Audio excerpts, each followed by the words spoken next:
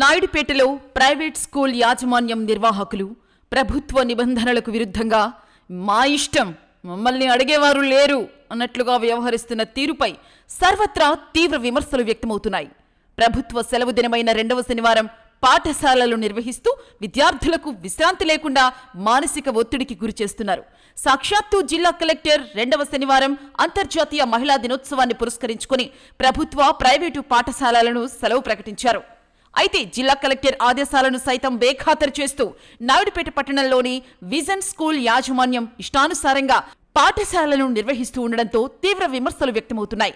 దీనికి తోడు విద్యార్థుల వద్ద నుంచి అధిక ఫీజులు వసూలు చేయడమే కాకుండా ఫుడ్ ఫెస్టివల్, ఫేర్వెల్ డే పేర్లతో అదనపు వసూళ్లకు పాల్పడుతూ ఉన్నారు. దీంతో ఈ విద్యా సంస్థ వ్యవహరిస్తున్న తీరుపై తల్లిదండ్రులు సైతం తీవ్ర ఆగ్రహం వ్యక్తం చేస్తున్నారు. ఈ విషయమై విద్యాశాఖ అధికారులను ప్రశ్నించగా విచారించి చర్యలు చేపడతామని తెలియజేశారు. ఇష్టానుసారంగా వ్యవహరిస్తూ విద్యార్థులతో పాటు వారి తల్లిదండ్రులను ఇబ్బందులకు గురిచేస్తున్న ప్రైవేట్ స్కూల్ యాజమాన్యాలపై అధికారులు తగు చర్యలు చేపట్టాలని పలు విద్యార్థి సంఘాల నాయకులు కోరుతున్నారు. 10వ తరగతి విద్యార్థులకు తరగతులు నిర్వహిస్తే ఎవరు ప్రశ్నించారు?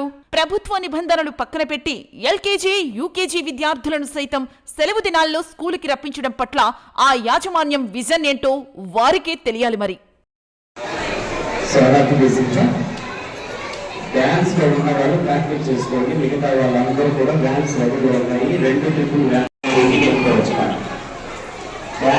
వాళ్ళు మాత్రం ప్రాక్టీస్ చేసుకోండి, మిగతా వాళ్ళందరూ కూడా మీరు స్కూల్కి